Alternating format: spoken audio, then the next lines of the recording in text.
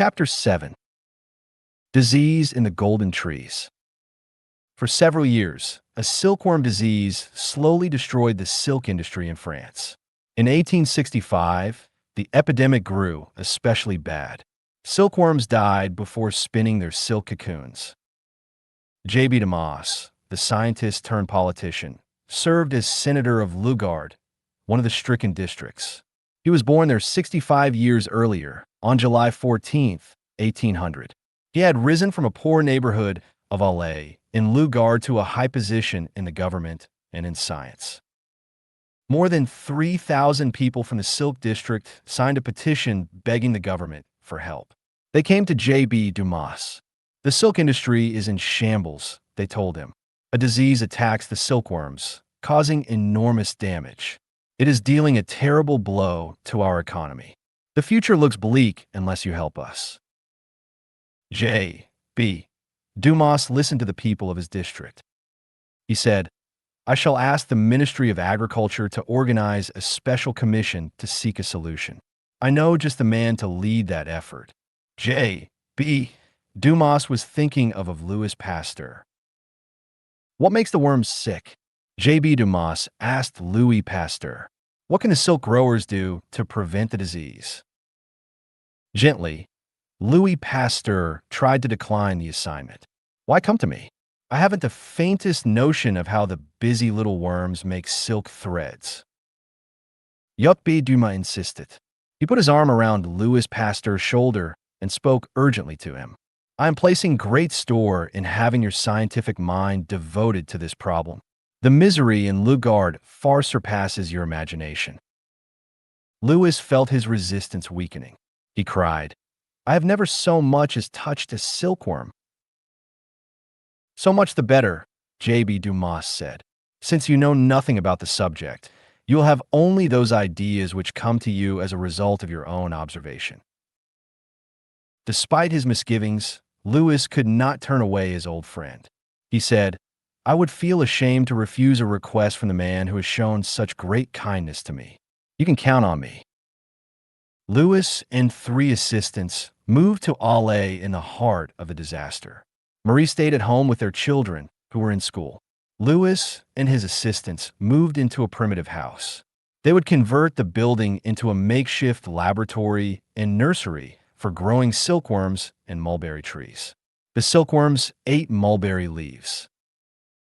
As soon as he settled into his new quarters, Louis began collecting information about the disease. He sent his assistants to interview people on the farms. He told them, you should not neglect the least little thing. Often, a remark from the most uneducated man, provided he does what he does well, is infinitely precious. As for himself, Louis Pasteur met with Jean-Henri Fabre, an instructor at a local college. Although Professor Fabre taught physics, the good professor had earned an excellent reputation as an amateur student of silkworms. Louis Pasteur admitted his complete ignorance of the subject. Please instruct me in the basics, he pleaded. By all means, Professor Fabre agreed. Centuries before the time of Christ, the Chinese learned how to get silk from the cocoons of the silkworms. The Chinese jealously guarded the precious insects. They punished by death those who try to smuggle silkworm eggs from the country. The eggs did eventually get out, first to Japan and then to Europe. When did France begin producing silk? Louis asked. Not until the 1700s, Professor Fabre said. It quickly became an important part of the French economy. When I was a young man, France earned 100 million francs a year from a silk trade. Silkworms thrived on the mulberry trees and spun their pale gold cocoons in its branches. We gave the name Golden Tree to the mulberry because it brought so much wealth into the district. Silk growers have abandoned the mulberry plantations, Louis pointed out. Yes, all the great wealth and happy times are sadly behind us now. The farms are in ruins.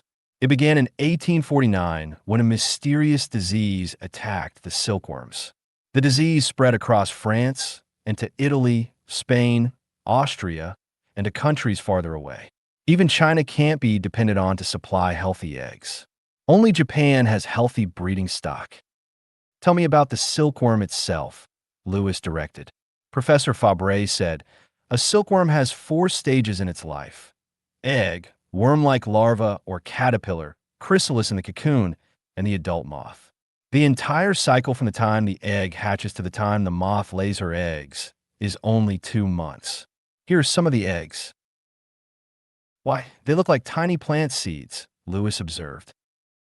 Yes, farmers call them seeds rather than eggs. From each egg, a silkworm hatches.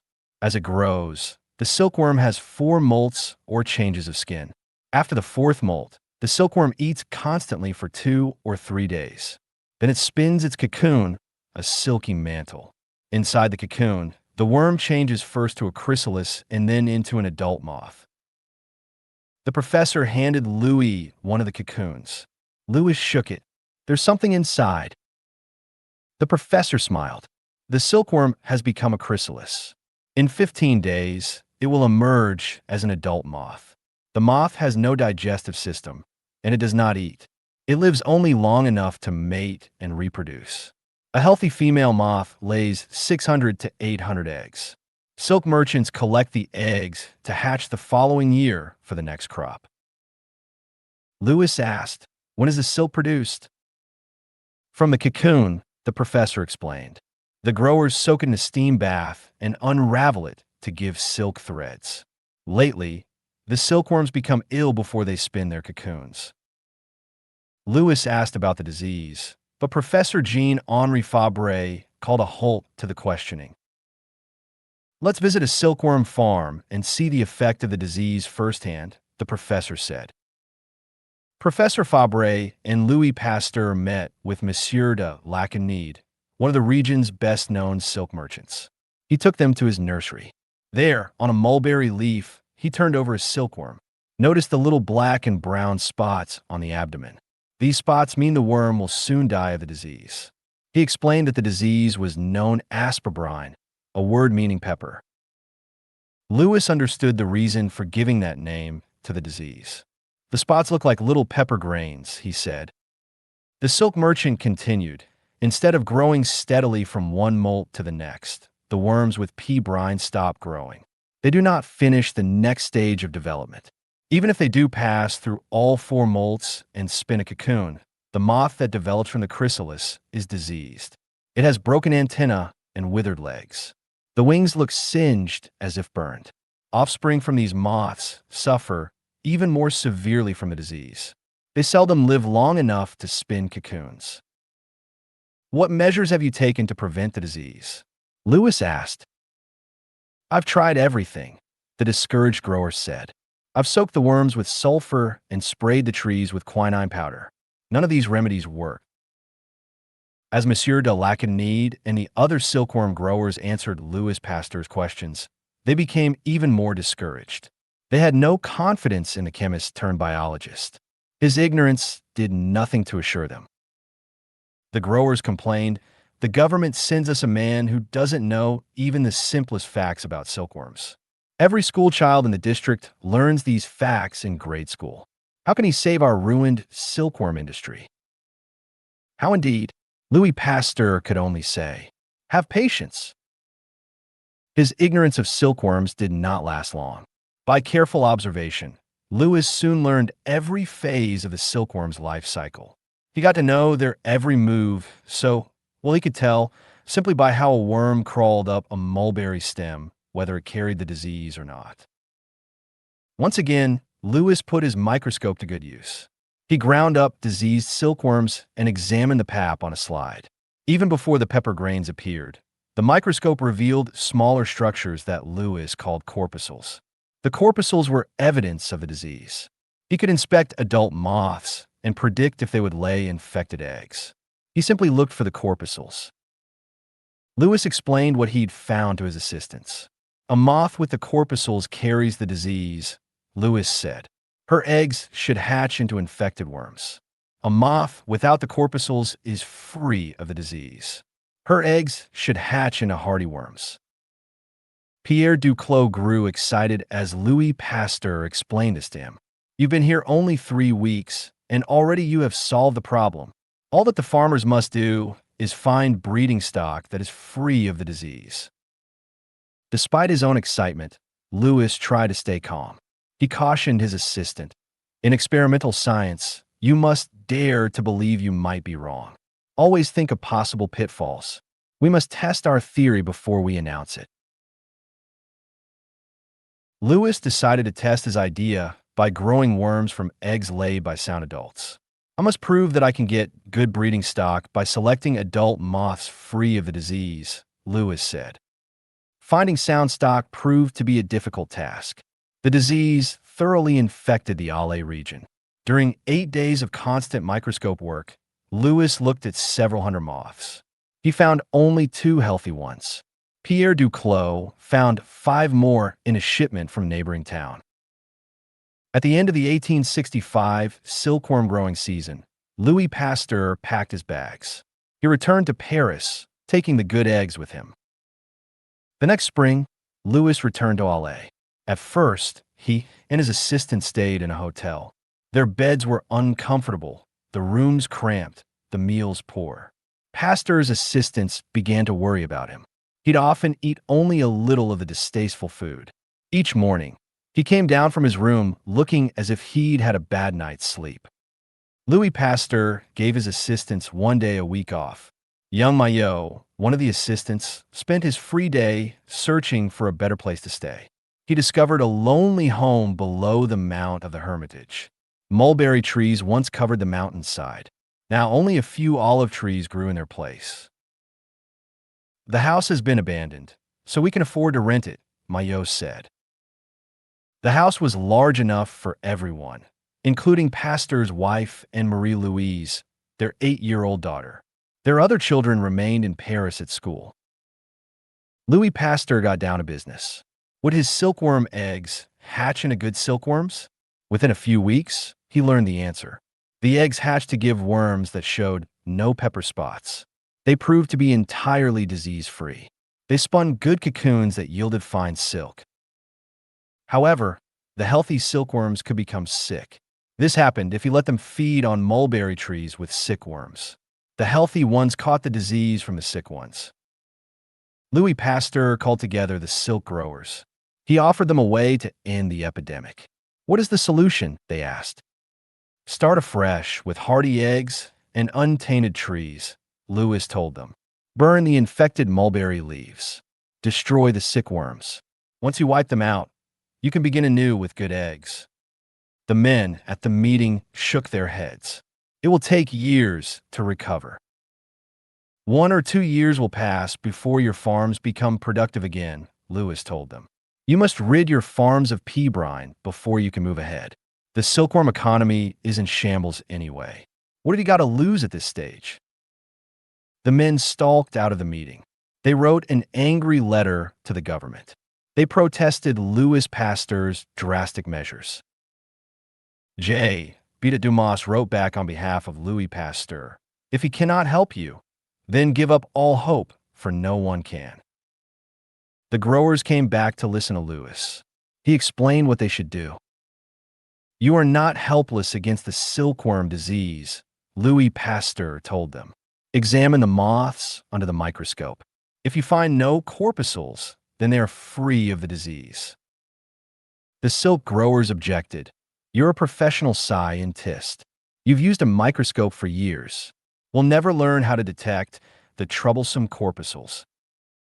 Louis Pasteur had planned for their objections. "The evidence of the disease is so easy to detect, even a child can do it," Louis said. "Come with me to the laboratory." The skeptical growers trooped into the laboratory. They gathered around a young girl who sat on a tall stool before the microscope. With open and honest pride, Louis said, "This is Marie-Louise, my 8-year-old daughter. She is examining the tissue of moths for corpuscles." With cool confidence, Marie-Louise put her eye to the microscope. She began looking at the slides. "This one is good, and so is this one. But this one is bad," she said, calling out whether they contained corpuscles or not.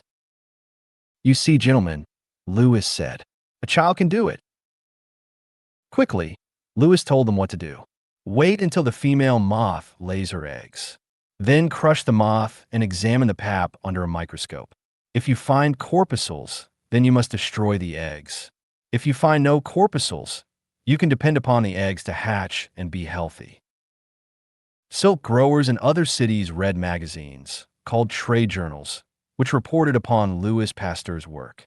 These trade journals earned their income from egg dealers who purchased advertisements in the journals. The egg dealers imported good eggs from Japan and sold them for a tidy profit to the silk merchants. The egg dealers resented Louis Pasteur's success. He was putting them out of business. They raised strong objections to Louis Pasteur's methods. They did this not for scientific reasons, but for economic ones. If Louis Pasteur were correct, then silk merchants could use homegrown eggs. This would cause the importers of foreign eggs to lose a vast sum of money. The egg dealers circulated vicious rumors about Louis Pasteur. They told lies about him. The trade journals repeated these rumors as fact. Louis felt disgust at people who put money ahead of truth and honesty. These egg merchants put personal profit ahead of their country. Their disloyalty is limitless, Louis observed. Despite the controversy, merchants in Aloud purchased 10 microscopes and began selecting good eggs for the next growing season. Those too poor to buy microscopes arranged to send their moths to Aloud for examination. The next year, 1867, Louis Pasteur came back to be on hand when the eggs hatched. He believed this growing season would prove his methods once and for all. Secretly, he wanted to be on hand to bask in the praise he was certain he would receive. The triumph turned into defeat. Once again, the silkworms perished. Choice eggs hatched into feeble worms. Even worms from eggs selected by Louis Pasteur himself became ill. Louis Pasteur had to write J.B. Dumas with the bad news. In a brood of 100 worms, I picked up 15 or 20 dead ones every day, black and rotting. They were soft and limp like an empty balloon. I looked in vain for corpuscles. There was not a trace of them. He found no corpuscles. The unexpected defeat plunged Louis into despair. He appeared almost in tears before his assistants. He dropped discouraged into a chair. "Nothing is accomplished," he cried. "There are 2 diseases." The worms did not have pea brine. Instead, they suffered from flachyry, an entirely different disease. The second disease made the silkworms soft and flabby. Then they died and decayed. While doing an autopsy on his tiny victims, Louis found their intestines clogged with masses of microorganisms. Healthy silkworms carried the same kind of microorganisms as sick ones, although not as many, of course. What can explain this? Louis Pasteur became convinced that something weakened the silkworm's natural resistance to the germs. Maybe sudden chilly air, or overcrowding, or damp weather sapped the worm's strength. The bad conditions gave the deadly microorganisms the advantage they needed. They multiplied without restraint. They overran the digestive system, leading to death. These tiny organisms, these germs, are responsible for flachyry, Louis concluded. 4 hours at a time, Louis watched the silkworms, looking for the first hint of attack by microorganisms. Louis pointed to a worm as it fed on the mulberry leaves. "Watch the silkworm as it climbs over the mulberry twigs," Louis said to Pierre Duclos. "It moves, oh so slowly, like a tired old man rather than a freshly hatched caterpillar. It can barely climb the twigs. It stops well short of its goal at the top of the leaves. This sluggish worm will soon die of flachyry." Once again, Louis Pasteur called the silkworm breeders together. He told them, 2 entirely different diseases, pea brine and flachyry, attack the worms. If the worms act listless, then you'll lose your crop to flachyry. If they act healthy, but have corpuscles, then you'll lose your crop to pea brine. If both, you'll have both diseases at once. "Yes," the growers said impatiently. "What shall we do to prevent the diseases?" You can detect pea brine by looking for the corpuscles. You can detect flachyry by watching the worms after the 4th molt. If you find active worms at that stage, and if the emerging moths are free of corpuscles, the eggs will be excellent. These are the eggs that you must use to raise healthy silkworms. The other ones you must destroy. Much opposition remained. J. B. Dumas cautioned his friend against spending so much time in controversy. You have quacks to fight and envy to conquer, perhaps a hopeless task. Louis looked forward to finding a way to convince the unbelievers. He never shrank back from a test, especially a public one, which would prove his methods. The opportunity came in 1869. Marshal Valiant, the minister of the emperor's household, invited Louis and his family to live at Villa Vicentina, a private estate near Trieste. I shall start a model farm and silence the critics, Louis Pasteur decided. I will make the Villa Vicentina into a profitable silkworm farm. It would not be an easy task. P. Brine and Flack-Erie had completely ruined the silkworm business at Villa Vicentina. The farm had fallen into disuse because of the diseases. It was a beautiful estate. One of Napoleon's sisters, Elisa Bonaparte, had lived there after the fall of the First Empire. Never in his life had Louis lived in such luxurious surroundings. Never had he enjoyed such a pleasant climate.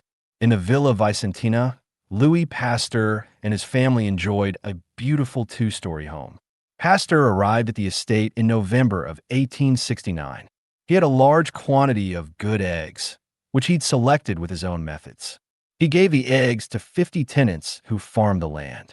The tenant families paid rent by turning back part of their profit to the estate owner. The tenants sent word to Louis that the eggs had hatched into diseased worms. Louis sent for one of the worms and examined it. Even with the unaided eye, he could see a pepper spot on its abdomen. Louis stared in horror at the pepper spot. How could his healthy eggs give diseased worms? What caused this disturbing setback? Had his experiments gone wrong? No, not in this case. After detective work, Louis tracked down the culprit. A greedy steward substituted diseased eggs, which should have been destroyed, for good ones and pocketed the extra money. Louis Pasteur seldom became angry. None of Pasteur's assistants had ever seen him angry in the laboratory, even when they had made a serious mistake. But he simply could not tolerate dishonesty. The dishonest steward and his callous swindle threw Louis into a rage.